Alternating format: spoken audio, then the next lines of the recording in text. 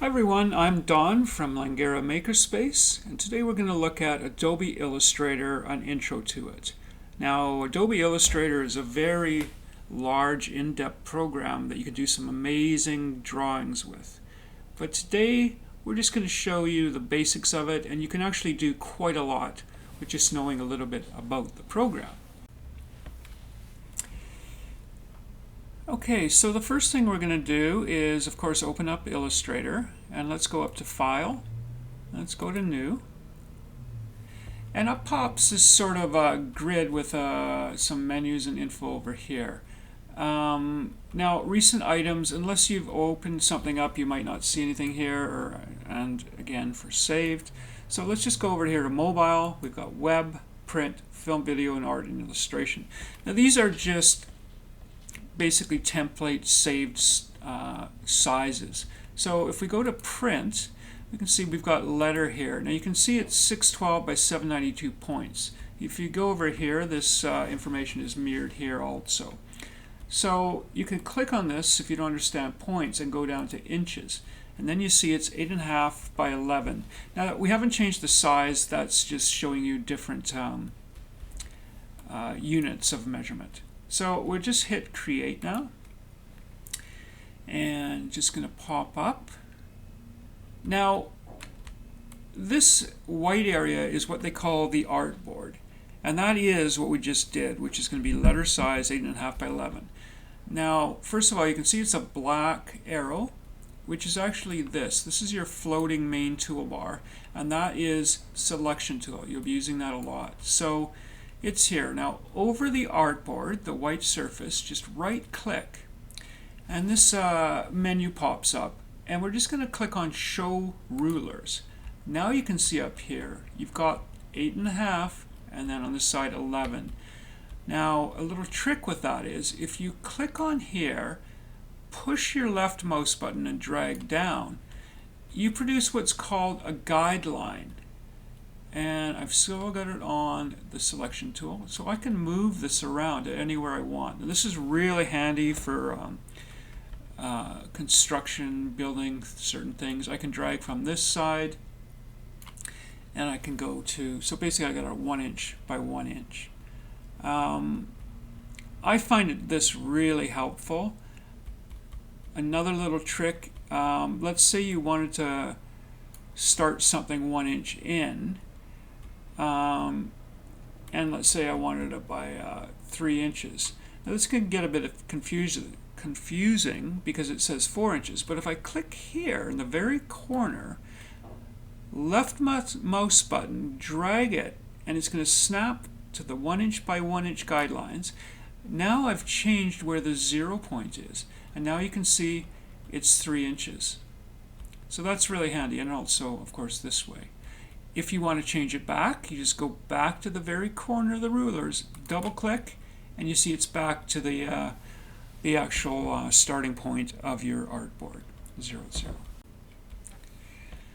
Okay, so let's just take a quick look at the interface here. So this is your artboard here. This is your floating toolbar. You can just grab it right here. There's a little double line there, and move it anywhere you want it.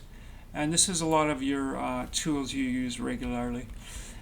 Over here we've got a tabbed area. There's some tabs here. Now depending on which version of your program and how you have it configured, if it's been opened to before, this could be different than the tabs I have. Right now I've just got characters and layers. Okay, so let's talk about these tabs over here right now. If you go up to Window, because you may not even have layers yet, let's look at this. If you go up to the top menu, click on Window, and those are basically the tabs I have on right now. So if you don't have layers, you can also click F7 if you like key controls. Click on Layers to make sure your layers is open. I also have Character, which is the actual font. You can click on that and click on Character, and that will open up. Okay? You can study these on your own, but there's color here. There's a lot of other things here. Let's just click on something here. We can click on Actions. Okay. Now this popped up as a floating toolbar. Again, it depends how it's all configured. It might come up floating, it might come up on a tab.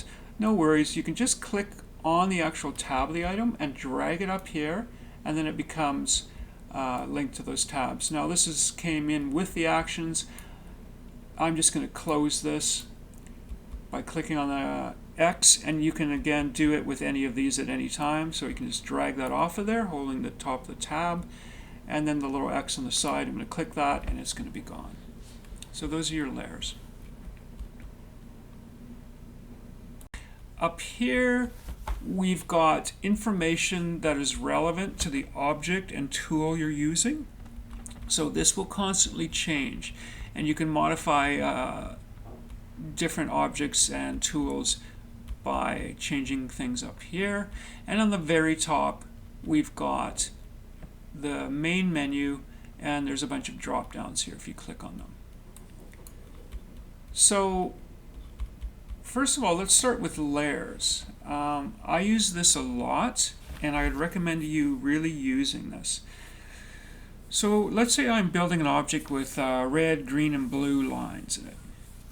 First of all, I might change the shades of those colors down the road. Now you could have from 2 or 3 pieces in here or objects to thousands. So what I like to do is do a container or a layer for each one. Now if I click this layer right now, you're going to see all it has in it is guides, and those are the guides I've just made. So I'll go back to layer 1. I'm going to double click that, left double click, and I'm going to change that to guides. Okay? And just press enter. Now if you go down to the bottom here, it says create new layer. Just click on that. So now I can go, let's say blue layer, spell it right here, click it again. I can do a red layer, click it again. I can do a green layer. So you can do as many of these as you want, and you just have to make sure you're actually on it. You see there's a blue dot here, so I'm actually still in the guide layer even though I'm highlighting this. You want to click that area there. Now I'm actually on the red layer. Okay? But the first thing I like to do when I start a file is go File, Save As, and we're just going to type in what I want to save this as. I'm just going to say Illustrator 001. Now I like to name it specific to what I'm doing, and also every time I open the file I like to do different versions. That way if something happens or you corrupt the file in some way, you can always go back to the version, the previous version. So I'm going to just go save. This pops up. Usually don't change anything here. Just say OK. And now that file is saved. Now, every once in a while, I like to go just save. And it won't let me do it now because I haven't changed anything. But it's good to constantly save your file while you're working on it. The other thing here is if you click on File again, go down to almost the bottom. It says Document Color Mode. Okay? So you see CMYK and RGB. Now this is very important, and before we start drawing anything, you should do this. CMYK means cyan, magenta, yellow, and black. This represents the real 2D print world. So when you print something on your printer, when you go to a print shop, you want it in CMYK. Now, RGB represents red, green, and blue. Now this represents the pixels on your actual screen. Every pixel is made up of the 3 different colors, the red, green, and blue, and different amounts, or it's either on or off, the different lights. That's the color you see coming out of your monitor. So if you're designing something just for digital or a website, go with RGB. Also, if you're using our lasers or the vinyl cutter at the Makerspace, you also want to use RGB. If you're going to be outputting this to print, you want to use CMYK. Now, the difference is if you start with CMYK, you're going to find that the colors are quite a lot more desaturated than RGB. So that's why you can change this later, but your colors will change. And if you've typed in specific numbers, like a Pantone number or a web number or an RGB number, those are going to change on you. So it's really good to lock in what you want to do now for your color. So we're going to do just a print file here. We're going to go to CMYK, and you might just want to go up and save that again. So those are your layers and your tabs there. Okay.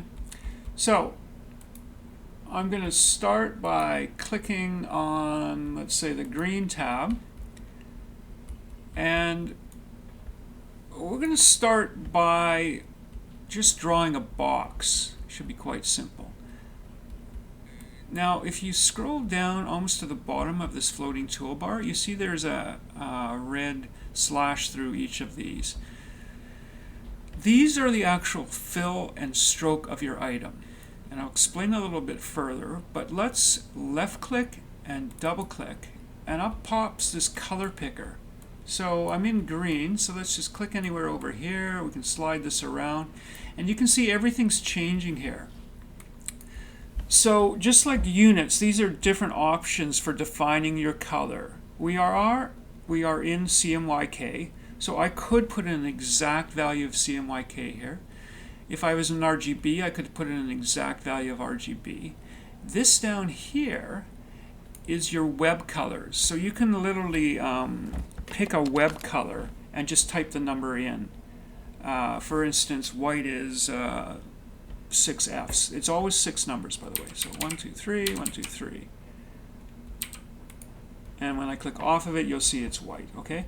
So now it shows, well, RGB for white is 255, 255, 255. CMYK is all 0%. So you can define it many different ways here, but we're just going to click on the green, slide it up to here.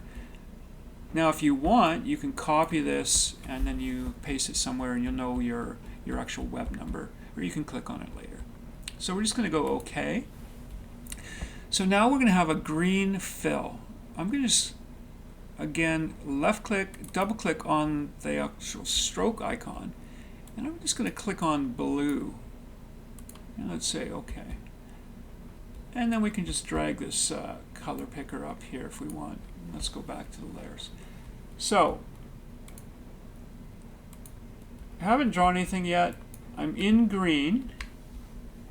I'm going to go to this icon, and if you just let your mouse hover over it, it'll actually pop up what it actually is. But you see here, there's also these little white arrows on some of these. If you click and hold that, you're going to see there's more tools in there. So there's rectangle, round rectangle, ellipse, polygon, star, and flare. Also, if you look here, there's another little arrow. Well, if you click that, it actually turns that drop down into another floating menu. So you can, it can be pretty handy when you're working on these different tools to do it that way. I'm just going to close this for now. So we're on rectangle. I'm going to left click and I'm going to drag. And you can see in the bottom right corner of my cursor where I'm dragging, that's the actual dimensions of the rectangle I'm doing right now. I'm going to let go. And now we've got a green rectangle with a blue stroke or path.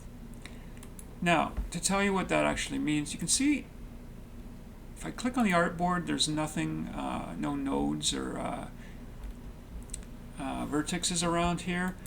If I click on this, you notice that the nodes show up. Okay? So, whenever you want to modify this, you got to make sure you're clicked on the object.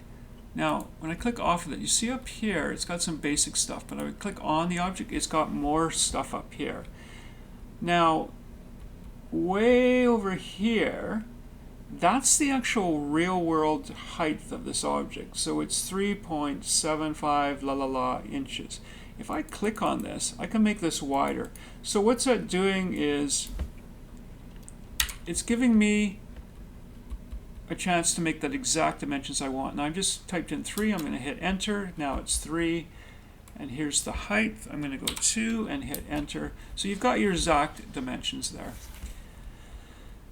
This area here actually moves the object around on your artboard, so I don't really need to do that. If you go way over to the left side, you can see that, yeah, we've got a green fill. Yes, we've got a blue stroke. And then it says stroke here, 1 point. Okay, so if you don't understand stroke, it looks like a pretty thin line around there right now, if you can see that. But if you go back up to here, it says 1 point. Well, let's just change that to, let's say, 8 points. So now you can see what a stroke is. It is a path, but it's the line around the object, and you can make it thick or thin depending on what you're trying to build. Okay.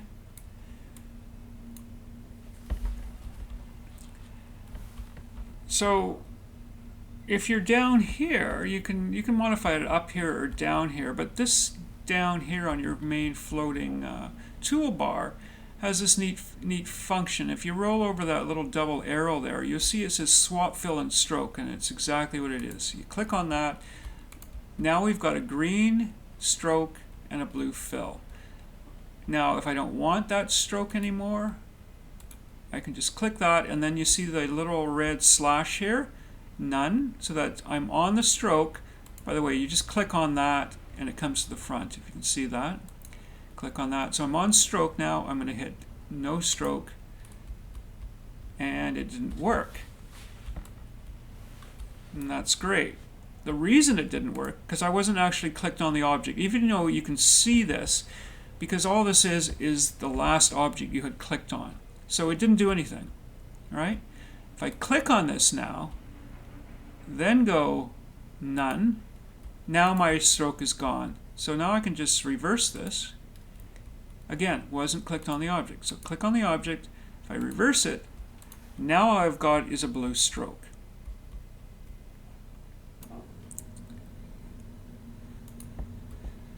Okay, so another thing we're going to look, I'm going to just fill this. Click on this and fill it again so we know where it is. And I'm going to go back up to the rectangular tool, hold the button down, left button, and I'm going to do the ellipse tool now. Now, with most things in this program, when you start to draw something, you see you can get started, but that's basically I'm drawing an ellipse. But with most of the tools, if you hold Shift, it constrains it. So when you're doing a font, scaling, anything like that, when you hold down Shift, it constrains it. So this is making it a circle, and it won't distort if you hold down Shift in other things like scaling and that kind of thing. So there's a circle. Let's just change the fill of that. Let's make that red. And the reason why I want to do this is just show you. For one more little thing here. Going back to the selection tool. If at any time you want to scale it, you can click on these nodes. Now that's what I mean by distorting or changing the proportions. If you hold Shift while you're scaling, then it's going to remain a circle and remain in the proper proportions. So I'm just going to scale that down a bit. Let's just throw a green stroke on there. I'll make it bigger so you can see it. And again, this selection tool, you just click on something and you can move it anywhere you want. Now, you see that the circle is in front of the square. I'm going to go back over to the right panel, the tabs panel, and we're going to open up the green. We just kind of built everything in green. But here you can see the rectangle on the ellipse. Now, I can double click on these at any time and rename them, which I recommend, naming it so you recognize everything. The rectangle is blue. Let's drag it down to the blue layer. The circle's in green. Let's drag it to the red layer. Okay. So you see the circle is above the square. Now, at any time, if you wanted to change that, I can just drag this layer up above the red layer, and now you see the square is above the circle. So layers are really handy for that.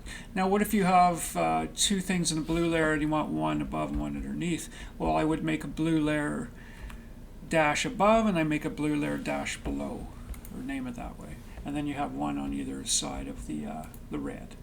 So that's where layers can be very handy. Okay.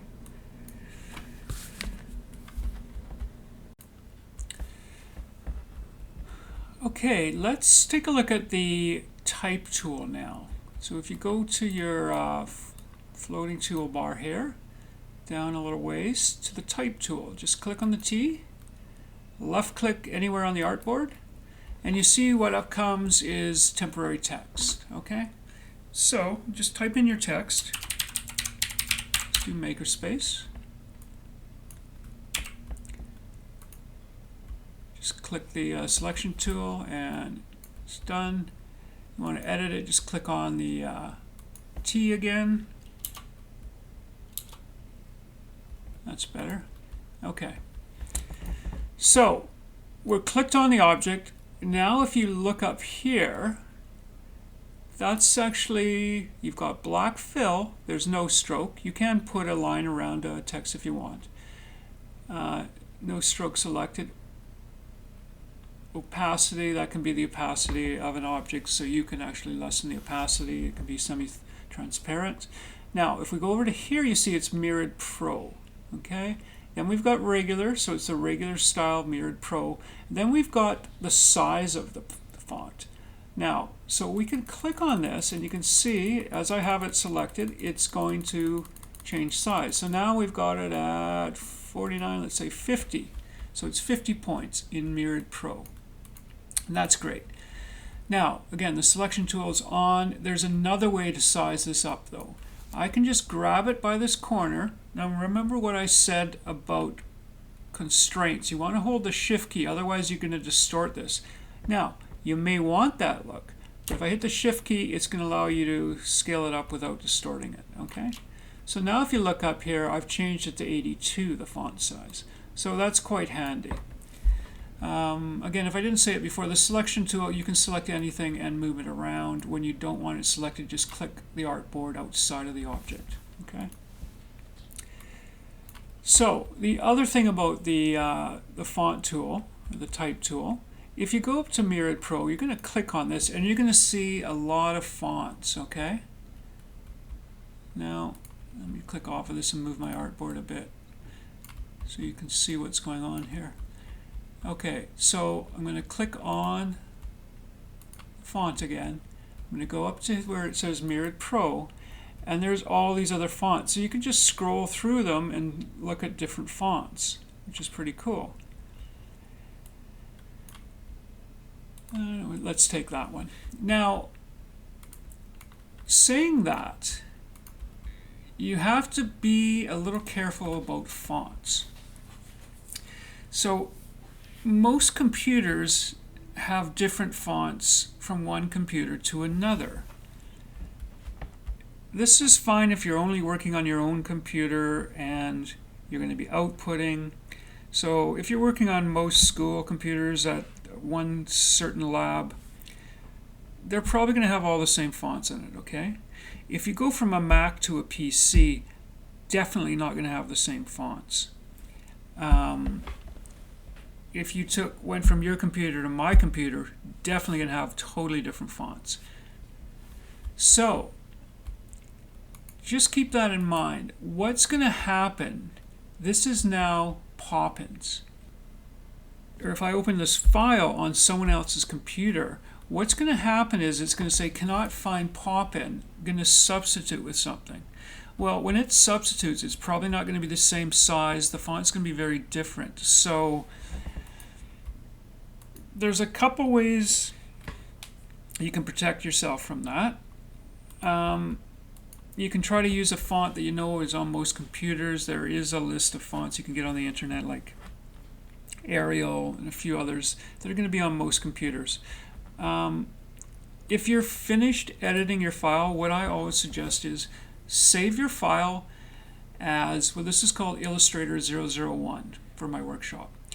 I would save this as Illustrator-build 001. Then I would create a copy of this file, just go save as, and go Illustrator-final-001. Then I select this font, and if you go up here to type on the top menu, click on type, and you can go down to here and you'll see create outlines. Okay, click on that. Now you saw something happen to this. Now it looks the same, but it actually is not. You cannot edit this now. So when I click on the T and click on there, it's just going to try to do another font. This is no longer a font. This is actually an object. I can just show you a quick trick. Most things are grouped when you make them, fonts. I can go up to Object, Ungroup. Then if I click on this, it's an individual object. Now this is how graphic designers make logos and that kind of thing. They take a font and then they can change certain elements, right? And then when I'm done figuring it out, I can just go back to Object and go Group again. And then that object is going to be one piece to drag around. Okay, so that's the difference between font and create outlines. Now when I open this file up in someone else's computer, a different computer, it's not going to change because that is a fixed object. It's almost the same as this rectangle now. Okay. So the next tool I use quite a bit and fairly easy to use is called the pen tool. It's right here. Let's click on that. So I'm just going to first of all go down to here. Actually, let me just start it and you'll see. I'm going to click on the artboard, left click as always, left click, left click, left click. Just going to press enter to stop it.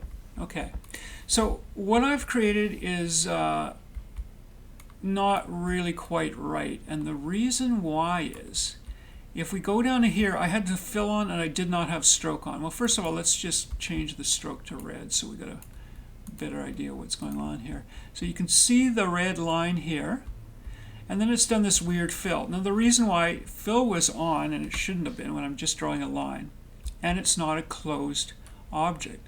Let me show you the difference. So I'll go to the pen tool again. I'm going to click here, click, and you see it's going to want to snap to the other anchor point, the last anchor point. So just go OK. Now I've got a closed object and it looks correct. With this, it was trying to fill, but the algorithm couldn't quite understand it, so it did the best it could do. This is not a good way to do things. You'd actually want to draw that out if you wanted that shape. So I'm just going to go to here. I'm going to click on the fill, and I'm going to go no fill. Now there's our line. Whoops. Just hit reverse there. So there's our line. Red might be a bit confusing because I'm selecting it. Let's go to green. Okay, so we got a green line. Let's just make that a few more strokes so you can see it. And then that's a filled object. So it has to be closed to fill. Try to remember that. Now, back to the pen tool. So that's fun. You can do lines. We've got the pen tool again. I'm going to left click, but this time on the second point or node, I'm going to left click, but I'm going to drag it. And you can see I've already all of a sudden created a curve. There's the node in the middle, and I've got these handles, so I can make it any angle I want. Just going to let go. I'm going to click it again, and I'm going to go curve. Pull it again. I'm going to go up here. I'm going to pull it again. And let's just do one more, and let's go enter. So again, I did the same thing again. I had fill on, so let's just click on fill, go undo. Let's change that red line to, let's say blue. And let's just give it a couple more strokes. Let's just put it at 3 points. Okay, so you can see it. Okay, so this is a very handy tool, and it's used to draw very complex things and very simple things. So first thing you can do with this is if you go up to here, there's a selection tool, but right underneath is a white arrow. You click on that, come down to your object, and now you can actually click on those nodes you created, or the anchor points. Okay, so now I can move that around. I can move this one around. But then you see these handles also. So I can actually grab the handles, just like I can grab the nodes, and change the angle and also the width of those curves. Careful not to cross over. That's not a good idea. You don't want to cross over. But you can see how I can totally change something. So quite often I will rough in an object I'm trying to draw, and then come back and then just tweak these things later. Now, a good rule of thumb is, how many of these nodes or anchor points do you want to create? Well, what you want to do is create one only until you do a direction change. So let me just grab a pen tool again and show you what I mean. So I'm going to do this, I'm going to do this. Now I want to go down, so I'm going to do that. Now I want to go up, I want to do that. I want to go this way. So every time you want to change direction, hit enter to stop it. You want to put in a node, okay? Just going to delete that. Okay. So you can grab this and scale it like everything else and distort it if you want. Hold shift and it won't distort, but you could scale it up or down, okay? I'm going to show you another thing that's kind of fun with the type tool now. So click on the type tool, but hold it down and go down about the middle and you'll see type on a path. Now we're going to click on, so these are paths that we've made with the lines. We're going to click on the path and there's the temp text. So let's just change that to Makerspace. And there's our font on a path, which is kind of fun.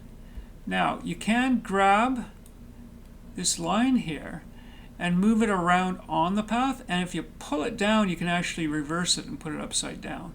Now this is how you've seen college crests and family crests and that kind of thing, and the text is kind of round or almost a curved shape around a crest. Well, this is how you would do that.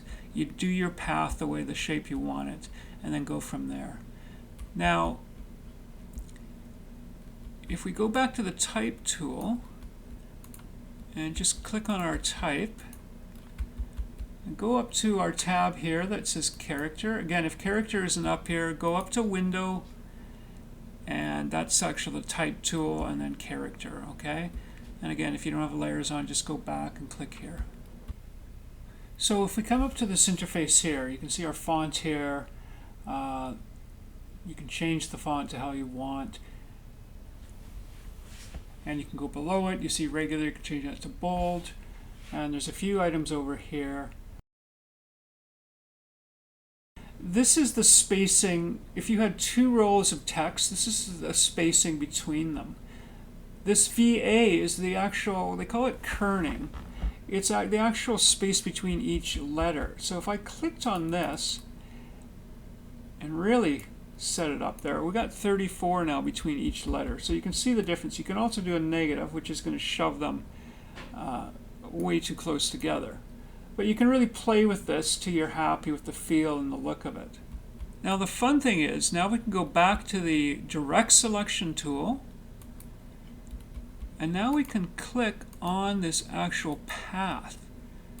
So now if I want to modify this, it's not quite the way I want the text, okay? So let's do it, just move it around. We can use these nodes, the angles.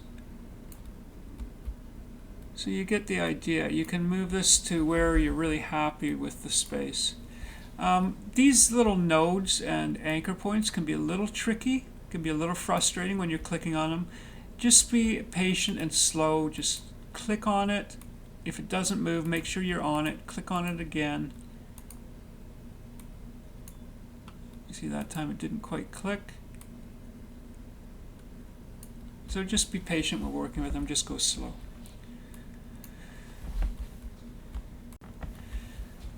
Okay, so I just want to go back to the layers over here. Because I think I've built everything in one layer, which isn't a big deal. You see this group here? That's the path we made. That was the text. So you can just put in Makerspace or whatever you want to, call your thing there. That's in the blue. This is the actual curved Makerspace I made. That's that green path. So I'm going to just drag that path now. Green path up to the green. I'm going to turn it on. Turn all these on. Blue's in blue. The Makerspace is close enough. The curved Makerspace. Let's just put that up in green. Anyhow, you get the idea. We can move these around any way we want, can turn the guides on and everything else. And again, if you want to move that path, or sorry, that group below that you can do that too.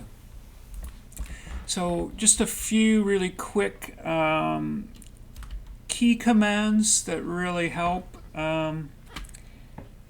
We can go Control C or Command C on the Mac. So I'm on a PC. I'm going to go Control C is copy, okay?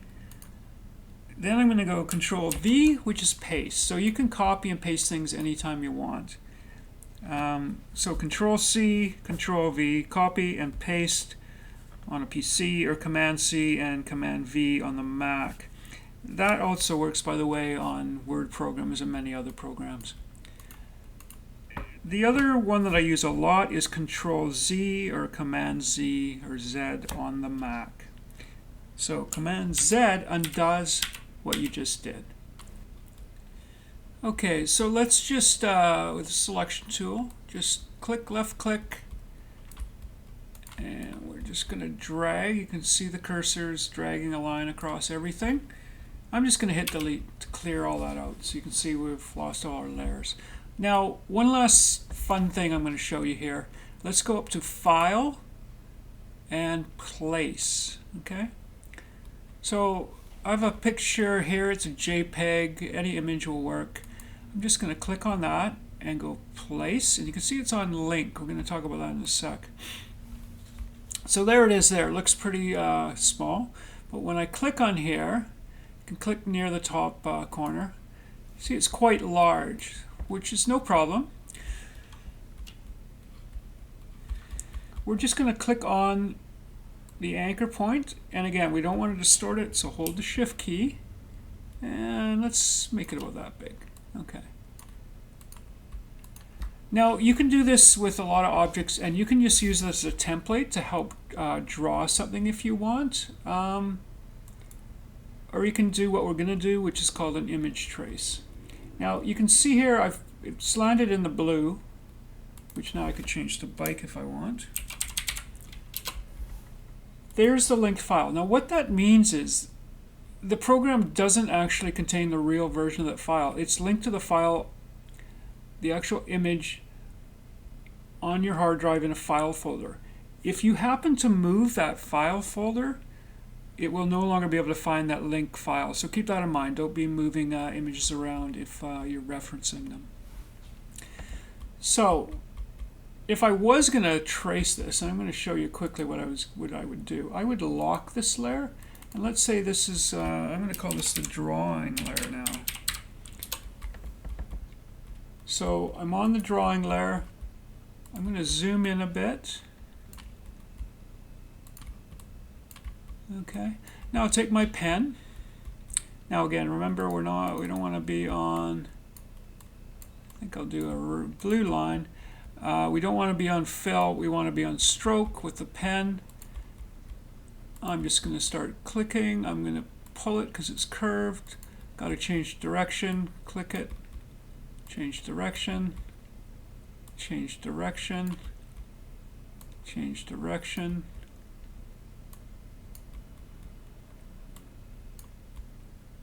And there we go. Now, see, I've gone a little crazy here. I can actually fill that. And of course, we can go in now and change that node a bit.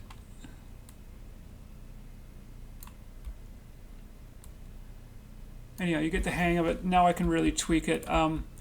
If you were drawing something really accurately, if you just want to try colors really quickly, you could just block it in like this. But you can also start to put in other little lines and drawings to make this very realistic. Once you get into the program, you can see there's fills and gradients and all kinds of ways you can make things look more realistic. But that gives you an idea. That's the drawing layer. I'm just going to shut that off. Well, first of all, I'll just show you can move that around if I wanted to. That's what I drew. So I'll shut that off for right now and just go back to this image. I'll zoom out. So I'm on the file. You can see the red line. I'm now going to go to Object, down to almost the bottom to Image Trace, and Make. And there you go. So that's really fun. If you're using the Langara lasers or the vinyl cutter, this creates a really quick image that's really fun that you can etch and engrave into things. This does work better if your image does have a white background. If it's too complicated, you could go into Photoshop and cut out some of the background, make it closer to the white. So that's about it for now. I hope this has helped you get going in Adobe Illustrator. It is a huge program. You can do some really amazing things with it. So please just keep exploring, start playing with some of the tools. It's got a great help menu. It's up at the very top on the far side of the main menu. Lots of information online also. So I hope you enjoyed this. Thanks very much for watching.